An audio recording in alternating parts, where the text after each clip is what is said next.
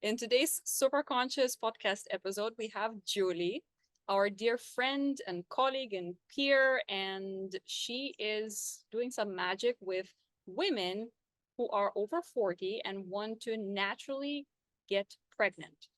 And I would love to start with you sharing a little bit about your story, where you began, and how did you come to this place where you decided that this is your calling and you want to help families essentially to be happy with their babies.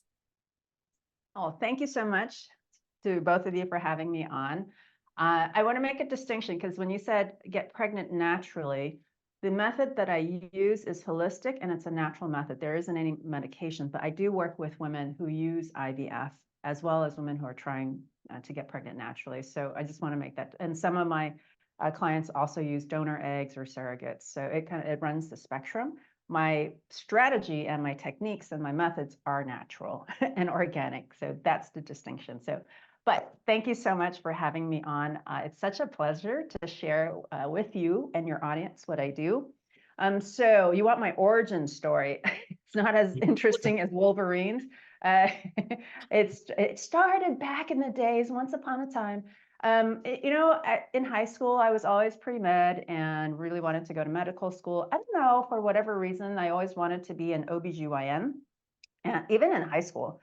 I have no idea why. So that's why I kind of feel like this is a calling. And so I've always wanted to work with women's health issues and very specifically with with babies, like the delivery of babies. I'm not so much interested in the babies themselves. Like once they're out, I'm like, I'm done. But I love the process of like how the process of baby making and bringing the baby into the world. That's And also a that's nice thing to focus on the baby making process. like once the babies are out, like there are plenty of people who can take care of that part. I'm not that interested. I'm more interested in how the baby got made. And that's always been a fascinating part of me, part for me. And I went into it with more, the modern medicine, Western paradigm route with the pre-med. So college, I was pre-med. And then, to be quite honest, I realized what kind of hours obstetricians have. And I'm like, no, thank you. Because I knew that I wanted to have my own family as well eventually, and that I wanted to be able to have my work and my career fit around my family. And I knew being a doctor, being on call all the time, that just really probably wasn't that conducive to it. And so it probably would have delayed my process as well, my journey as well. And so I'm like, let's think about another way of approaching it. And it's so funny. So I went to a fair one day and there was an acupuncturist that had a tent there. And I don't even know what he was doing. Maybe he was educating, maybe he was treating people. I just have this very vague recollection of an acupuncturist there. And I started talking with him. I'm like, he's kind of interesting. And then I looked into acupuncture. I'm like, oh, this is really cool. And then anyway, long story short, I went into acupuncture because of this one guy. I can't even remember his name or his face or anything that we said. He was just that spark for me. He was what I needed to help me move myself down more into the complementary medicine space of natural medicine. And I went into acupuncture and Chinese herbal medicine, got my degree in that with a master's in traditional Oriental medicine after I got my bachelor's of science in microbiology and molecular genetics. So I was pre-med pretty much the whole way. And then that's when the light bulb clicked on about the obstetrician's hours. I'm like, no, thanks. And then I went into acupuncture. And so it's interesting because a lot of people assume that because I'm Chinese, that I have a lot of experience on a personal level with Chinese medicine and acupuncture. I'm like, no, my family didn't talk about that at all, doesn't use that at all. And they were actually quite encouraging about me going down that field because they really wanted me to go more the traditional route of, MD or nursing or something like that. They wanted me to have a job, basically. And so I became an acupuncturist. And right out of the gate, I worked with fertility clients, with women who got pregnant, who wanted to get pregnant fortunately for me, again, this is part of the whole synchronicity thing, was one of my very first clients was in, and I was right out of school. So I was very new. This was like over 20 years ago. So this is like over 20 years ago. And so this was before acupuncture became mainstream. It was still very fringe. It's much more mainstream now. And I remember how much of a battle it was to even bring acupuncture in front of doctors. Doctors are much more open to it. They may, snicker behind our backs, but through our faces, they're much more open to it now. And so one of my first clients was a fertility client. And honestly, I didn't really know what I was doing with fertility clients because she was really my first one. And fortunately, and she was in her mid 30s. And fortunately, out of sheer luck, she got pregnant with, I'm like, oh, this is really cool. I love it. And so, I just really, it was just such an amazing journey with her. I learned so much, and it was like, this is really what I want to do. And so from that point on, I just started becoming much more focused on fertility, on helping women. And over the years, as I got more experience, I started working with women who, with older, more mature women. And so I never worked with women in their 20s. I rarely ever work with hardly ever work with women in their early 30s, and sometimes work with women in their late 30s. But now I'm almost exclusively focused and specialized in working with women in their 40s. And I actually want to break the 50 barrier. That's my next goal. My next goal is to break the 50 barrier, because the thing that I love about what I do is that I'm trying to break the ceiling of, like, people think that, a lot of women think that, once they hit 40, it's game's over for them in terms of being able to get pregnant easily. And it's just such a strong narrative that's being pushed by mainstream medicine that is just completely false. And I really want to disrupt that. It's kind of having that 4-minute mile Roger Banner effect of the first person who ran that 4-minute mile. No one thought it was possible. Right? It was what, 50s or 60s, whatever it was. And then after he ran, then just everyone, like, people started running 4-minute miles like it was no big deal. And it's this because the whole collective consciousness just cracked open, right? It was like, oh, this is possible in one person. If it's possible in one person, then that means it's possible within me, right? And so that's really kind of what I'm passionate about, is really kind of cracking that open for women, because it's completely in their head. So So going I back have to, a question. yeah, Uh, please. is it common for like fertility to be a topic with acupuncture? It has become more so. Mhm. Again, when I first started in acupuncture over 20 years ago, it was not common at all. And then there was one study that came out, and it was a randomized, controlled, blind study, which is kind of the holy grail for Western medicine. It came out and it showed that acupuncture helped with, success rate of transfers, embryo transfers, or whatever it was. It was so long ago. And that really helped to break it open and bringing acupuncture into mainstream. It was that one study. It was published in Fertility and Sterility by Linus Pauling, I remember, and I used that protocol without very much effect. but so before then, it really wasn't on people's radar. And now it's very much common. It's very common. With all of my clients, I just tell them off the bat, go see an acupuncturist. Even if you're working with me, go see an acupuncturist, because I do things differently than an acupuncturist does. They do things more on a physical level and also energetic level, but they'll treat them on a more physical level, whereas I'm much more focused on the emotional, spiritual mindset, more of that approach, which I think really for women over 40, that's really what needs to shift in order for them to get any type of significant change.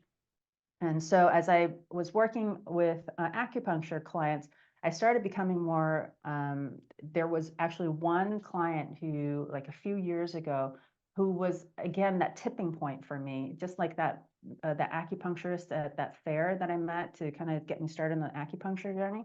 There's one client, and she told me, that she came in one day and that she said that she was pregnant. I'm like, oh, that's awesome, right? And then, but the one thing that she said that was different from everyone else before was that the week prior, when she had come in for acupuncture, she could feel something slip into her. And then the next week she was pregnant. I'm like, oh, okay, that's really interesting. And so that was kind of what started kind of this curiosity about the spiritual aspect. So I started experimenting with that, testing it on my clients, doing more of the mindset work of really being more attentive and aware of calling and more actively calling in their baby. That's when I kind of started going down the spirit baby route. Um, spirit babies are the souls of the babies that they're meant to have. And so they're always kind of hanging around. And so and oftentimes they're communicating to their parents, to their future parents, to their mother, either through dreams, through synchronicities, through different signs. Like butterflies are often common for some of my clients to mention. What another one was, I think it was, she was saying ladybug. Every time she sees a ladybug, she kind of connects that with her spirit baby. And so it was that she was that one client that kind of started me on the whole spiritual aspect of it. And then ever since then, I've just really focused on more the energy part, the manifestation, working with the spirit baby, connecting with spirit, connecting with the higher, the higher mind, the intuition, connecting with spirit guides, whatever is needed to help a client move forward on their motherhood journey with inspiration, with motivation, with reassurance. Like all of that comes into place.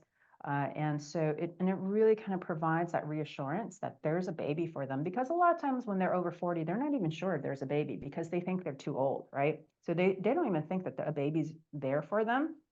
And then when they feel the spirit baby, it's like, oh, there is a presence. And then some people experience it in different ways. Like some just kind of feel the essence of it, the energy of it. It's not very concrete. It's very intangible. Whereas for other people, it's very vivid. It's almost like a 5D, like a 3D movie in their mind. Like it's even like all of their senses involved, where they see the baby, they hear the baby, they feel the baby. Sometimes they can smell the baby, not necessarily taste. I don't tell them to taste the baby, but maybe lick their skin. But like they can experience that baby as if they were real. And it's really comforting for them to be able to do that.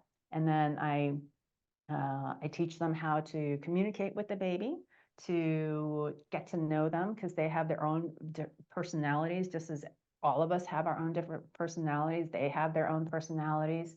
And yeah. Just to interrupt you there and back up for a moment, because definitely you want to dive more into this whole channeling aspect of channeling the Oh, spirit okay. of baby. But before we go there, you focus like not exclusively, but relatively exclusively on 40 plus women who are 40 plus, and Mhm. have some very interesting criteria, I would say, of your clients. Like they need to fit some criteria for you to take them on, Yeah. for you to also guarantee their success. And we would love to hear those criteria. But one of the aspects is also that I would imagine that a lot of them feel like, they have, like you said, that it's not possible for them anymore. But I imagine that there's also a sense of failure in that. Like, Mhm. I wanted to make this happen and I have failed in my life. I have failed in this thing that any woman is supposed to be able to do. I'm Yeah. not able to do it. And I'm guessing like a lot of the mindset coaching also happens around failure and things like that. So I would Yeah. love to hear about that aspect. Like what how many of the women are fully bought into that story of failure, or it's not going to work for Okay. me, or and how So you I love those two questions because they actually fit together. So the characteristics of the women who are successful and that failure aspect. So when I work with women, we actually don't work on the failure. We acknowledge it and address the history, and it's just history, right? What predisposes a woman to success is their ability to be able to just drop it. not try to go into it, because a lot of people try to go into it and try to figure out what went wrong. In most cases, it doesn't matter. It truly doesn't matter what went wrong, because most of the time you won't even know for sure anyway. Our medicine isn't up to par enough to be able to completely be able to say 100%, this is what went wrong. All the doctors can say is, I think this is what went wrong. And so, and a lot of times that I think part is, I think you're too old. I think your eggs are too old. I think you don't have enough eggs in your ovaries. So they buy into that story of the doctor. Their ability to be successful is to be able to completely drop this and say, it does not matter. Their opinion, and the problem is that they're people of authority that we give. So we often give our power to them, saying, well, they know better than we do. And so women often will subvert their own intuition to the doctor's opinion. And it's all it is opinion, period. All of us have our own opinions. Nothing is set in stone, right? Our reality, it's all subjective. Nothing really is objective about reality. It's our experience of it. So they're taking the doctor's opinion as 100% hard, cold, immutable, unchangeable fact. If a person buys into that and is not willing or wants to, and they don't necessarily consciously not want to not believe it. It's just, it's hard for them. It's women who are able to take the responsibility back into themselves and say, whatever they say, it is their opinion and I respect that. And it's okay that they have an opinion that differs from what my body and what my intuition is telling me. Because most women have this really heartfelt desire of, I can do this. It's within me. I'm meant to be a mother. But that knowingness and that belief in themselves, it fades when they're listening to this doctor. And so the woman has to be able to stand in her own authority, in her own personal power and say, screw the entire world, because it's basically an entire world saying, you can't do this. Screw them. I believe in myself enough and in my vision enough that I'm just going to give it my all. I'm going to try everything possible and I'm going to let it unfold and see how it goes. No attachment. The problem is the attachment. There's a huge need that's actually the work that we do. It's not so much about around the failure. The work is about releasing the attachment. Because as soon as there's that attachment to needing your life to look a certain way, you've automatically restricted the universe or God or whoever is your higher power. You've restricted the universe into this one avenue of how it's going to show up. And most times, we've all experienced this, life doesn't turn out to be that way. We need it to be able to meander, like a river. Just let it flow. And then if it flows in a direction that you don't expect, just be with it, be present in the moment and see what you can get out of that moment. Because if you're in that moment, your intuition will guide you back to that main trail. I'll be like, oh, we went a little side tour. It was a nice, nice pit stop and we enjoyed it. We went to take a potty break. Okay, let's get back on the road, but enjoy the potty break. Let's get back onto the road. And your intuition will do that. But people are just constantly, I gotta stay on here. I gotta stay on here, no matter what. Problem is, our intuition doesn't work that way. Our higher self doesn't work that way because it's not about reaching a goal. And this is what people don't understand. This is all my opinion. Don't take, whoever's listening who's trying to get pregnant, don't take my word for it. It's like, experience this for yourself. But life is not about reaching a destination, right? It's the journey. And I know it's trite in the spiritual community to say that, and people hate hearing that, but it's true. It's like, what is it that you can get along the way? The goal, achieving the goal is the reward. It's another part of the process, because the thing is, and I see this with women, it's like, oh, they think that it's the positive pregnancy test that they're after. No, it's not the positive pregnancy test they're after, because then there's the first trimester. now they set a new goal, like, okay, I got the positive pregnancy test. Then they're like anxious about the first trimester, about how it's going to turn out and stuff like that, right? Then they push the next goal to the end of the first trimester. They reach the first trimester, then they push the next goal to having deliver a healthy baby. So they keep pushing the goals. They're never satisfied. They're never happy. And so it's really about being able to learn how to be in the moment of the journey and just being able to say, it's exactly where I need to be. Exactly. And I don't need to change it. All I need to change really is my response to the situation. It may not necessarily be the ideal situation, but how do I make the most of it? And then give the how it's going to happen and the when it's going to happen to God, to universe, and just trust that it's going to happen. Because if it's a heartfelt desire, and this is what I truly believe, if it's really deep within you, it's within your capability and within you have the resources to be able to get pregnant and to have a healthy baby. I don't care what your age is. Just don't let your ego get in the way. And that's what the problem is.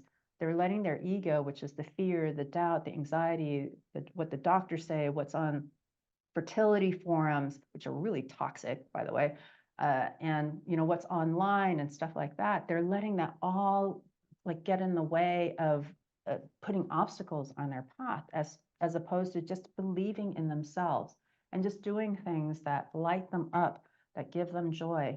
And it's really simple advice, but man, it's really hard for them to do when they're that focused on the goal. That's the problem. When you're that focused on the goal, you can't really, it's hard to enjoy the present moment because it's like, I got to achieve this, I got to achieve that.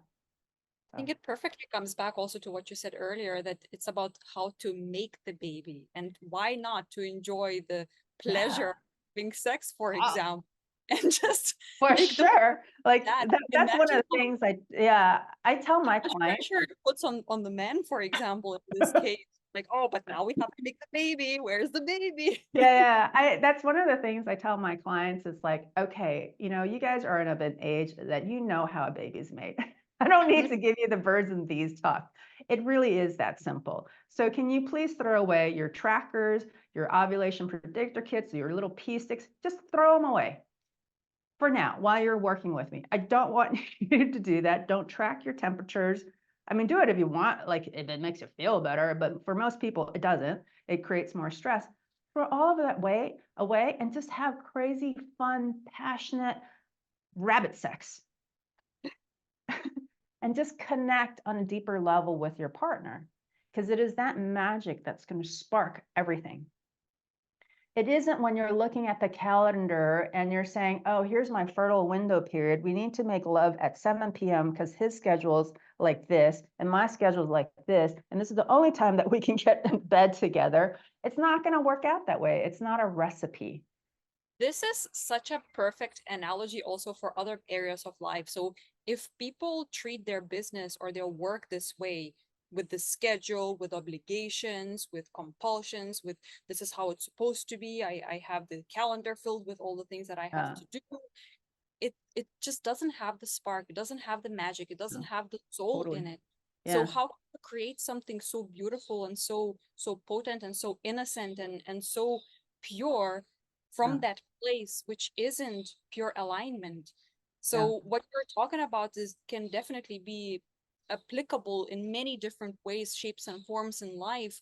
And only once you are in full alignment with how you want to live your life, that's when things start unfolding naturally. Like you said, you start living in alignment with nature without trying to control it in any way and manipulate it in any way, but you are actually allowing the surrender experiment to happen, right?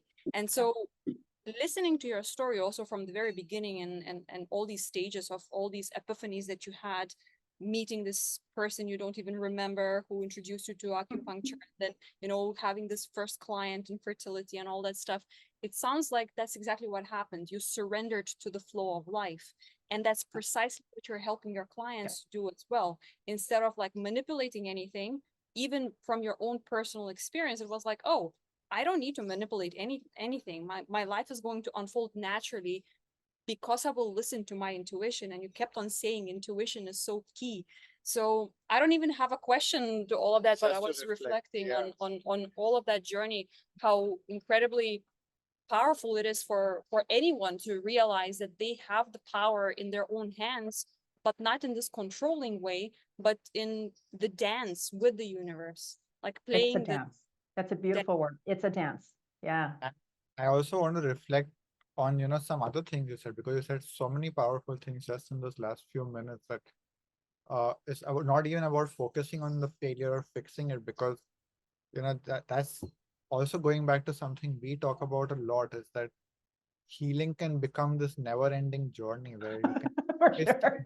keep digging and digging and digging. And failure is now Yeah. about, first about my childhood trauma, then about what my parents, Yeah. yeah, Let's drop ancestral it. trauma and genetic trauma and past life trauma, and like it can actually never end. And like if the focus is always on I am broken, Yep. you will stay broken instead of just drop all the stories. That was life happened, and life will continue happening, but now we are just going to do it more aligned. Life will continue having its bumps and hiccups and potty breaks, like you said, Vishnu. Like all of that will keep happening.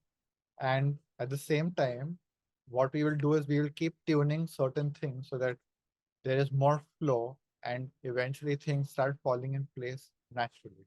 So Yep. there are less, or the bumps are less, there are still bumps, but they're less agitating, they're less frustrating. And we keep going, we keep going, we keep going, instead of every time breaking down and feeling like a failure, feeling like we are broken, feeling like there's something wrong with us. No, you just keep going because you are fine. Like your self-image has changed into someone who's just living life as a human, where there is imperfection, and that is the perfection is in the imperfection. It's Yep. not about creating this utopia where nothing is wrong. Yeah. I think it's, with my clients, it's really about removing the labels and the judgments of everything. Because and that's the ego's tendency of good, bad, right? Positive, negative. And it just is. It's just life. And so all of life's experience, whatever is negative, they're learning experiences. They're experiences for us to grow through. And actually, interestingly enough, the tougher the experiences, the more opportunity for expansion and growth. So in that sense, from that perspective, while you're in it, it feels horrible. But if you're able to move yourself out of it, it's a huge opportunity for you to just quantum leap to this whole different state of consciousness.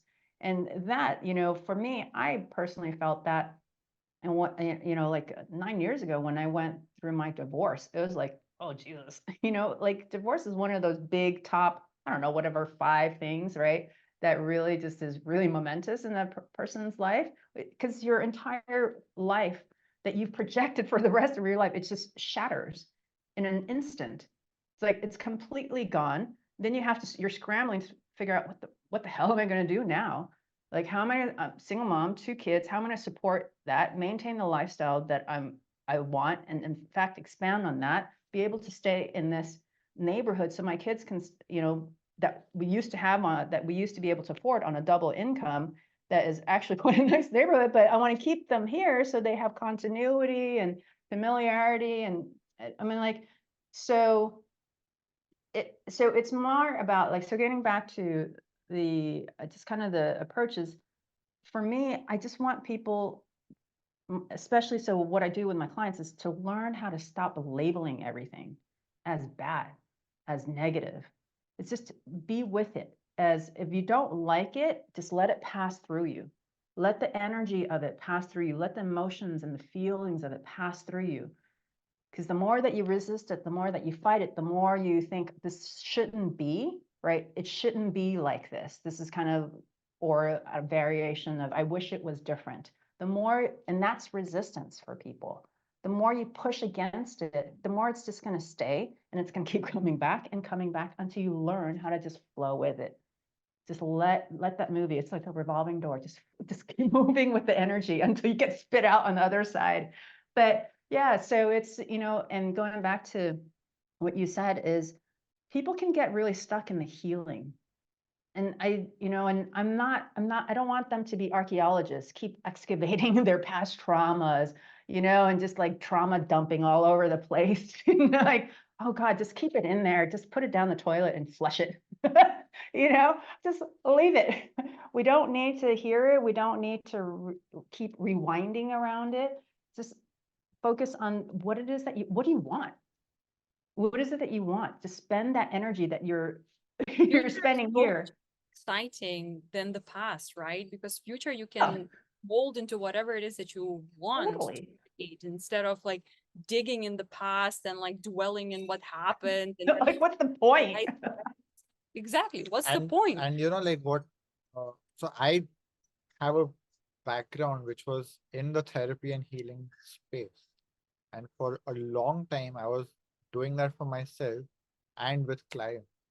And I realized it's that never ending story. A lot of it was thanks to her, was realizing that, yeah, like I had already started coming to doing it differently, but then it was like when she said that, it suddenly clicked like, You're welcome. yes, like let's do something different. So what I did was, I took everything that I learned from there, which also has its value because like also I don't want to discount therapy and some people really need Absolutely. that Yeah. and some people really need some level of healing, but it doesn't need to go on forever. So my technique nowadays is like to mix therapy and coaching where it is about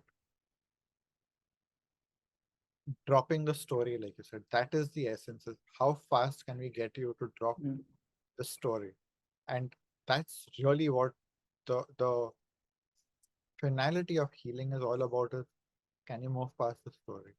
So it's not about how many more stories we can keep digging and discovering, but let's find that one story which is blocking you from going to where you want, and let's drop that. And then let's continue with the future and shaping the future. Yeah. Basically dropping the story that you're broken and that there is Yeah. anything wrong with you and deciding that I am whole. I Yeah. am exactly perfect the way I am and there's absolutely nothing wrong with me and I'm accepting of this piece of art. And Exactly. I Part have the resources, I have the gift to navigate life and get what I want. Like creating that new story also, like, okay, let's drop the old story, but also let's exactly. realize Yeah.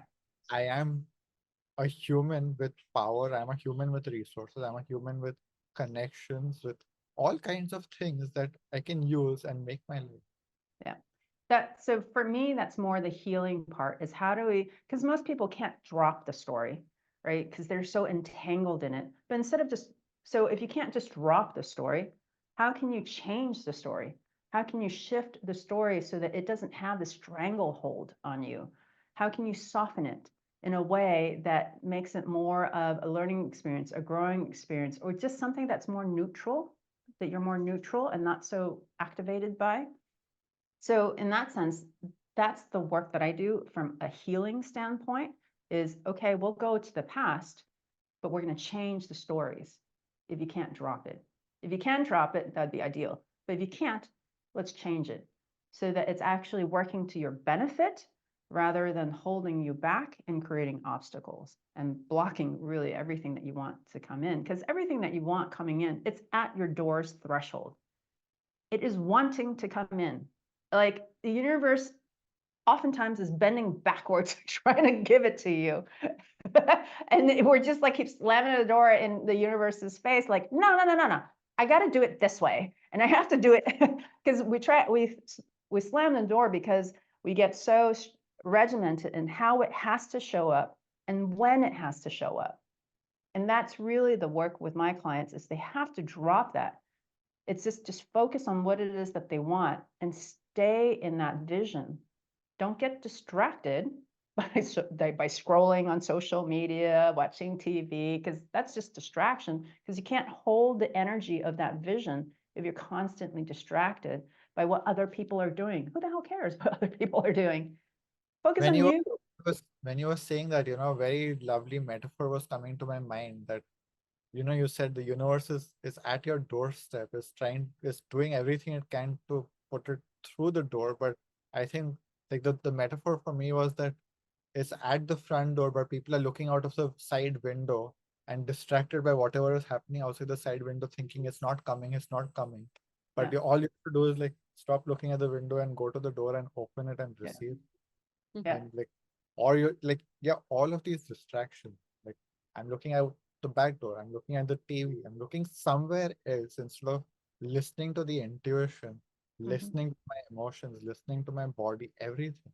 Like, this is what we were telling you about, super consciousness is like dropping the focus on just the thoughts and the beliefs of the mind, but really start using everything that you have to direct your life.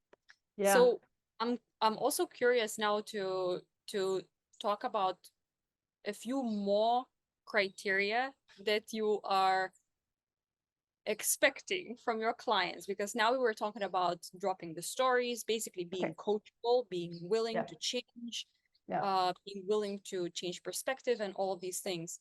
But we are super curious about other criteria that you have shared, which was so much fun for us to be like, oh my God, there is someone out there who has this criteria on her Are list. you talking It's about me? so amazing.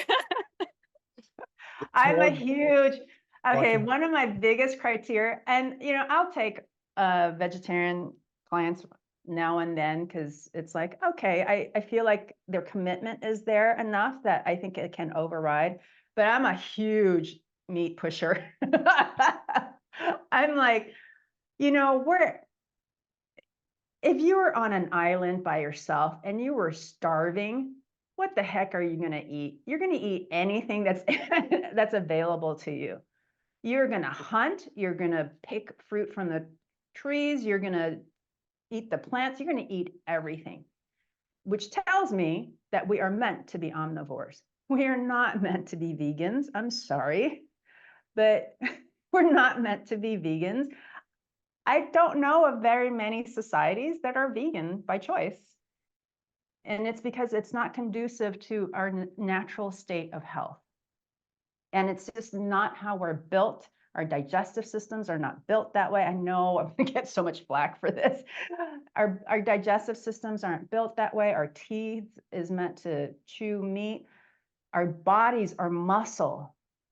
When you're in Chinese medicine, we actually, and probably in other medicines as well, we use this approach in Chinese herbal medicine where we take herbs and also animal products that look like our body.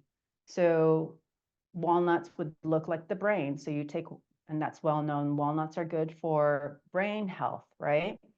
Heart would be tomato, because the heart with the ventricles. You have the sections of the tomato looking like the heart. And we already know that tomatoes are great for heart health. Well, and actually for the uterus, avocado is great. The shape of an avocado is great, right? But there are so many other animal products that are really great for the body. Oysters, when you look at oysters, I'm not going to spell it out what it looks like, but it looks like a certain female part, right? And so, and our muscles don't look like plants. It doesn't look like grains. Our muscles look like meat, like cow's meat. Like if you do a cross section of it, it's pretty identical. It's like, so I'm a firm believer of eating animal protein because it's nutrient dense. It has like really all of the essential. You can go on a complete um, uh, uh, animal only carnivore diet and you'd be fine. You wouldn't be missing any nutrients. And to me, that's a telltale sign that our bodies are designed to be omnivorous. And so for women, and really honestly, with very rare exceptions, every one of my clients who have been successful have gone head into the meat aspect. They've embraced it. They may not like it at first, but they do it. Like my client who actually, she sent me a beautiful picture of her and her baby this morning, actually. And I remember her, she was vegetarian for like over 30 years. And when I told her, girl, you need to eat some meat, because you may be meeting your caloric intake, but you're not meeting your nutrient needs, because you need to be able to meet the needs of your body and that of a baby. It's two bodies that you have to feed, and that baby is growing fast.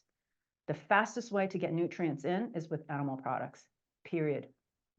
I mean, just there's no argument, because the amount of food that you need to eat to be like the nutrient density in just a few ounces of meat far eclipses, like, I don't know, pounds of grains and vegetables and stuff. There's just no comparison.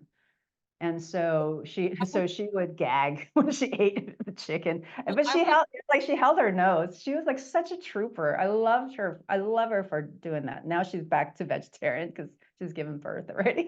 I would guess that that is not only physiological, like this decision to work with primarily or preferably meat eaters is not only physiological, but also psychological, so that they are able to drop any stories, including You caught on that. Most people don't catch that. Yeah, most people don't catch that. Yes, it goes back to being open, right? Being open to new information and integrating that in and dropping the ego. Because the vegan diet, it's an ego-based diet. It's like, I got to do this to save the planet. And I get that and I understand that. And you can do that later if you want, but when you're trying to get pregnant and you want the best for your baby in terms of brain health for your baby and just physical development, you've got to be able to drop that story long enough to say, you know what? What is more important to me is the health of my baby and my body during pregnancy. And that means I'm open to thinking that it's going to have to include meat. Because the dictates of a vegan diet and a vegetarian diet through religion, it's from other people. It's not a personal, from a religious aspect, it's not a personal choice, or it's not like they're physiologically unable to digest meat. If that were the case, that's a different story. That's a really different story. If they can't, digest meat for whatever, because of some rare condition.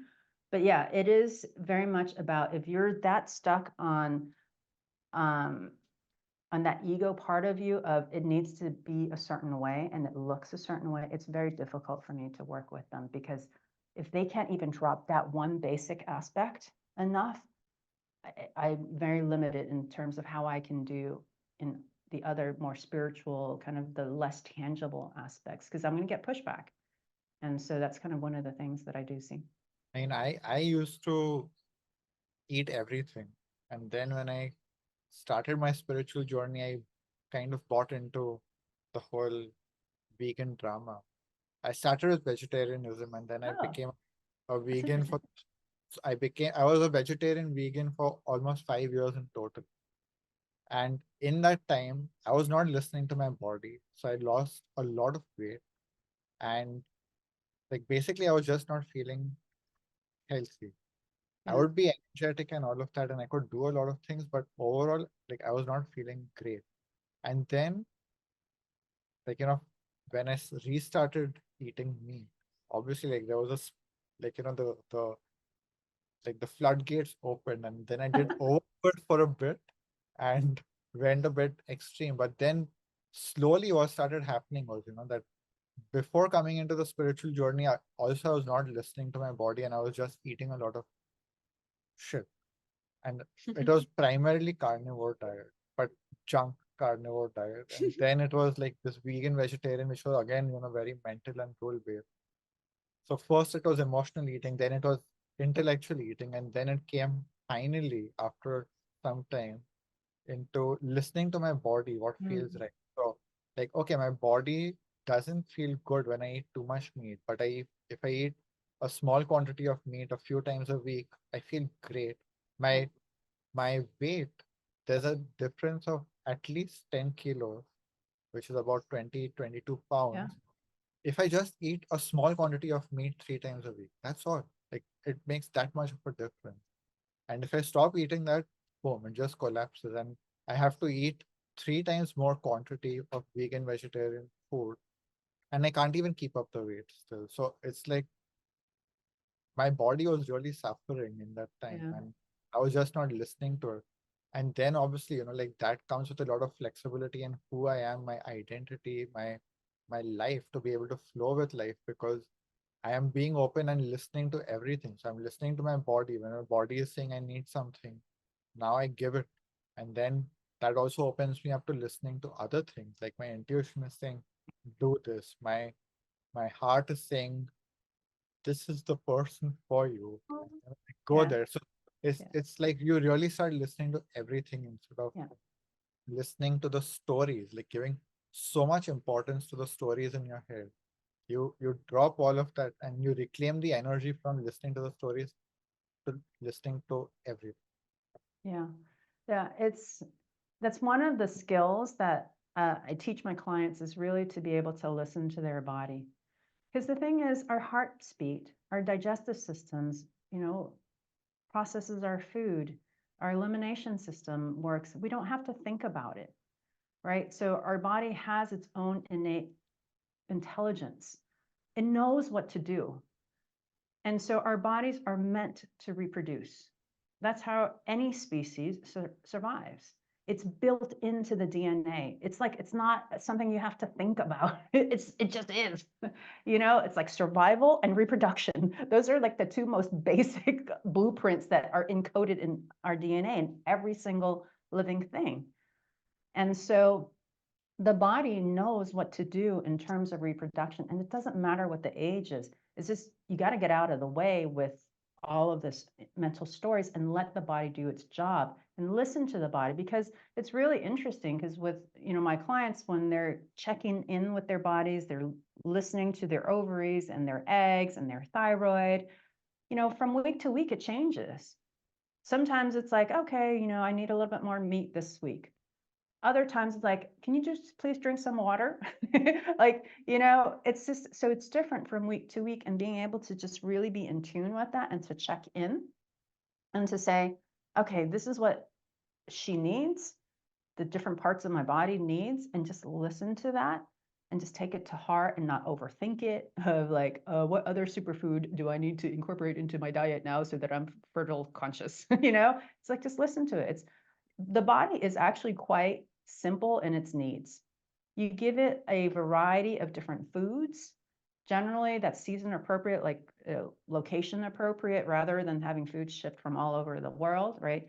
Give it like nutrient dense foods, and then it'll just do its job. Trust that it'll do its job, because it will, it will, because it does everything else. Why wouldn't it do this part just as well as it does everything else? Like, why Trust. wouldn't it? Yeah, trust. I actually would love to also go back to what you talked about when it comes to soul and babies and channeling the soul and all that.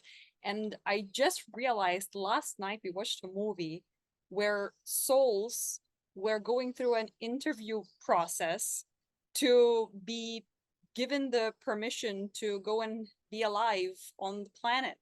And so it Oh, was is that that such cartoon movie? Is No, it? no, it's like how was it called? it's called 9 days. It's like humans, not cartoon.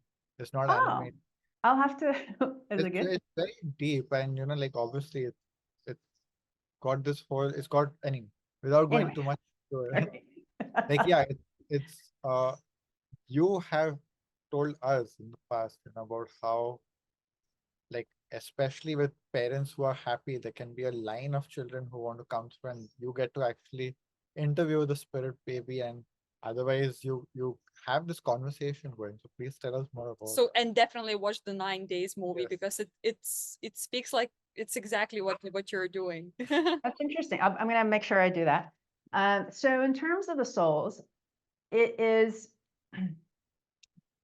whenever someone, again, it goes back to, and this is my personal belief, whenever someone has this heartfelt desire, like this deep yearning for them to be a mother, it's almost like it's a call that's being sent out, and there's a baby that answers that.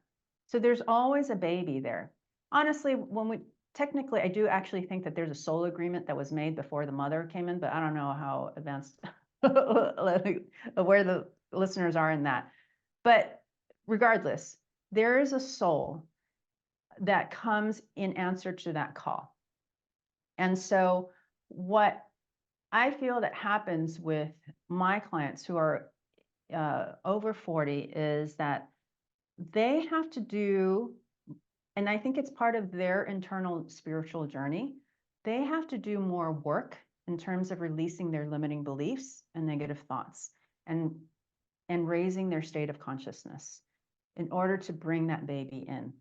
Because if it was a baby that was interested in being in a low frequency state and being manifested into a low frequency family of strife and turmoil and struggle, they would have already come in through either another mother or earlier in their life.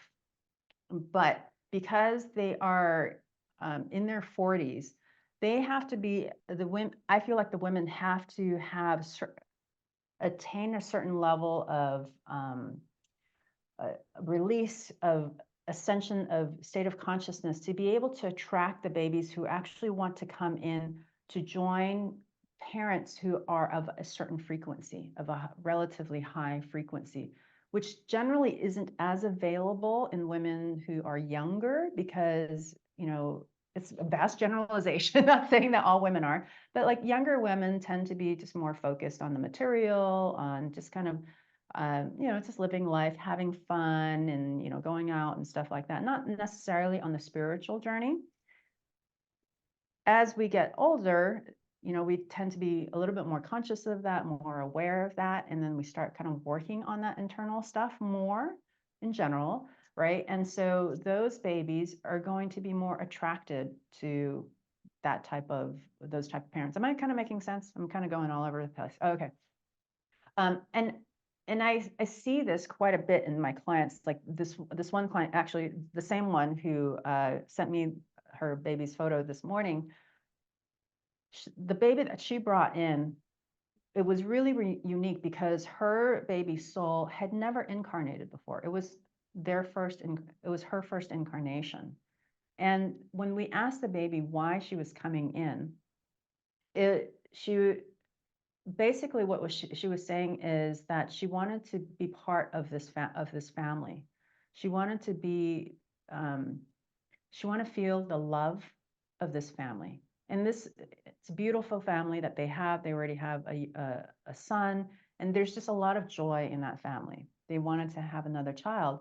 And so there wasn't this like underlying state of fear or anxiety or doubt within this mother, which really made it a joy to work with. And so this spirit baby really wanted to be part of that frequency. And that baby didn't answer the call to anyone else, didn't have any intention of incarnating, and heard this call from her. And it was just really like, it just really struck me as to, if your frequency is high enough and pure enough, you're going to attract and bring in that baby easily. And so they're just going to come because they want to be part of your life. They want to share in that frequency that you have, that joy, that love. And it's just going to flow in. You know, her fertility journey has had its ups and downs and stuff, but didn't matter because she stayed with the vision through the ups and downs, through the challenges. And the reward is having this beautiful baby girl who's brand new to the experience of, you know, so it's probably going to be, you know, needs more protection and more guidance in that regards, because it isn't an old soul in that sense, hasn't been around. And so it's going to be a joy to bring her up and just introduce her to this dimension. And so in that regard, I do feel like the women who are more successful are going to be the ones, and this goes back to the characteristics of success, or women who are successful are going to be the ones who are more willing to do the internal work of listening to themselves, of really following their bliss, of just being willing to drop all of the limiting beliefs, and being more conscious of raising their frequency.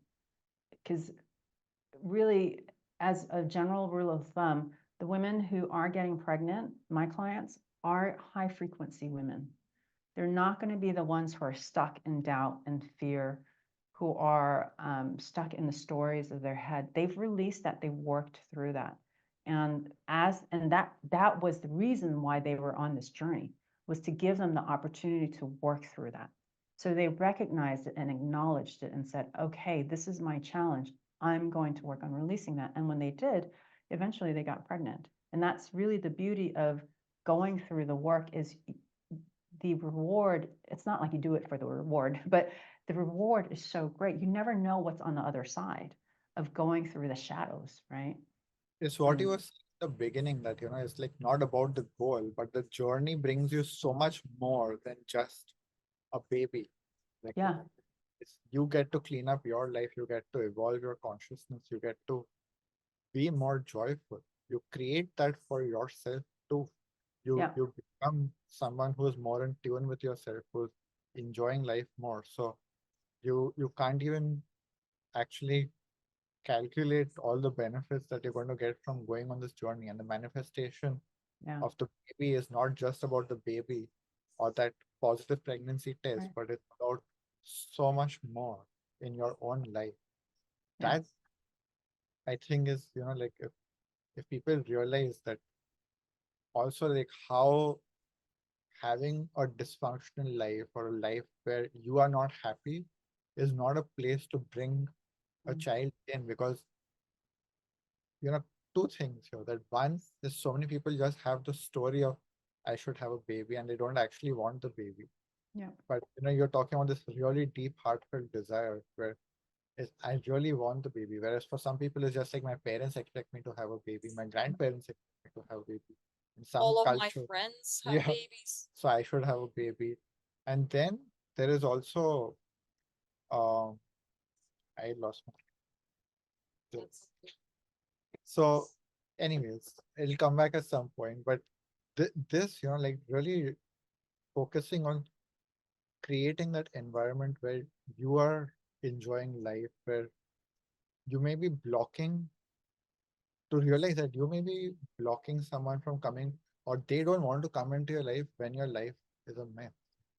yeah, Even you wouldn't want to come into your life. A lot of people are like, would I want to live my life? So let me create yeah, my life in a way where I am enjoying living it.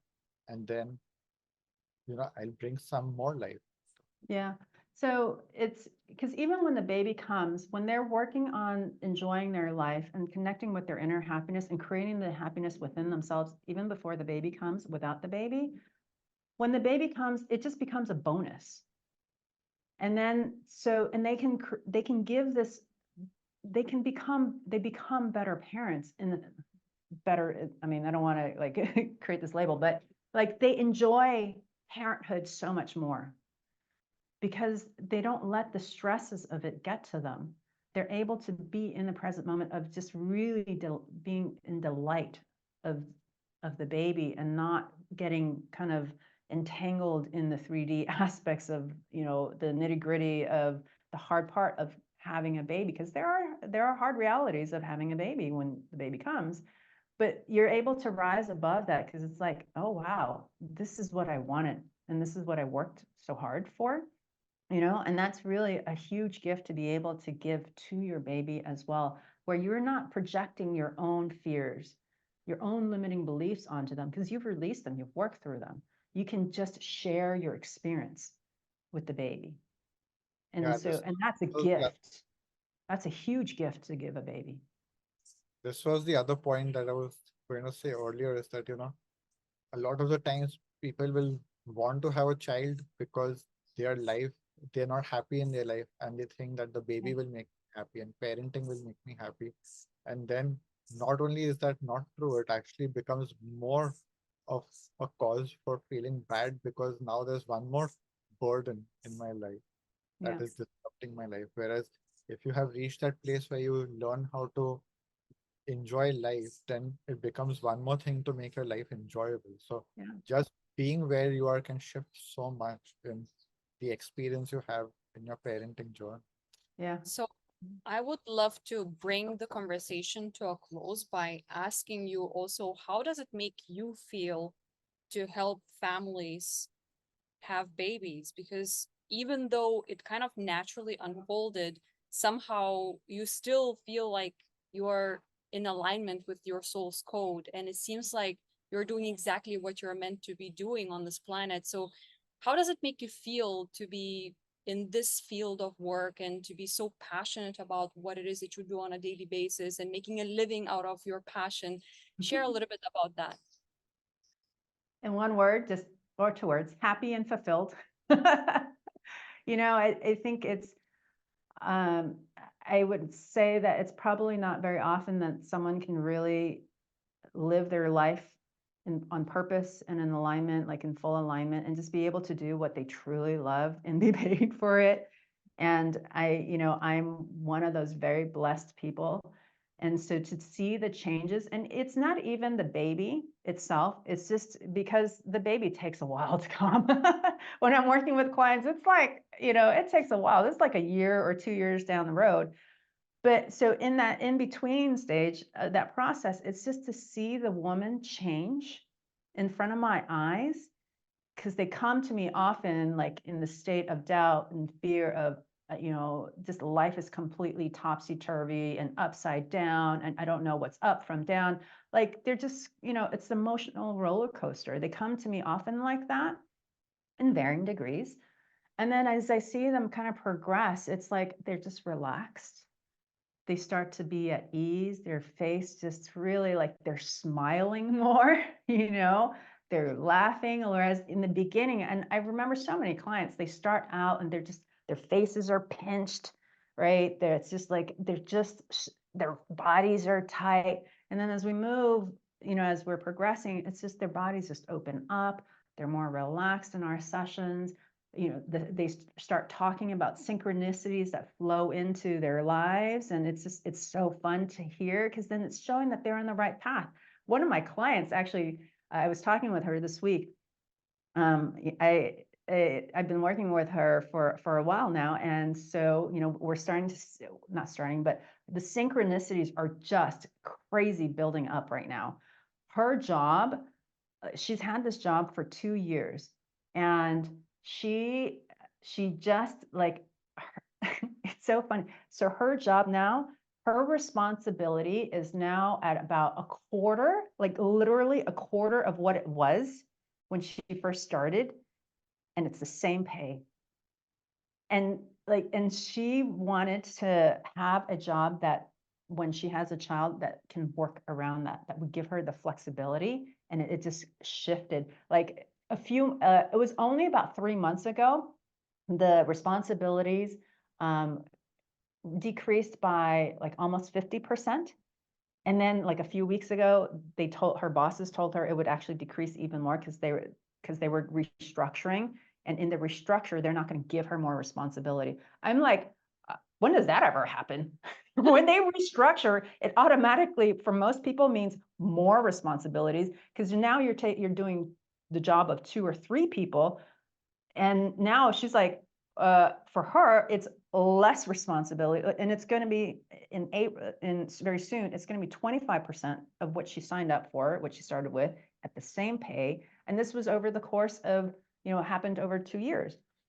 And like, this was amazing, just stuff like that happens. And so it's just seeing how they're letting life just unfold and just be. And now my clients are saying their lives are magical. I'm like, yes, you get it now. Because when I say it at the beginning, it's like, what the, what kind of bullshit are you giving me? I'm like, life is magical because life kind of sucks right now. I'm like, no, life is magical, and it can be magical. And I'm going to teach you how, because it's going to be so much fun. And so when when they allow that to happen, that's honestly really what gives me joy. That really is what gives me joy, is seeing the process. And then the extra ribbon and cherry on top is the baby. And it's like, oh, it's the most awesome thing. So yeah. Man, that's such a beautiful way to wrap it up, because that's exactly what we do, right? That's why I was in the very beginning introducing you as a peer, as a fellow coach, as a friend who is also doing something to create magic in this world. And it's such an exciting role to play Yeah. to help people live magical lives. Yep. Magic. Thank you. Thank you.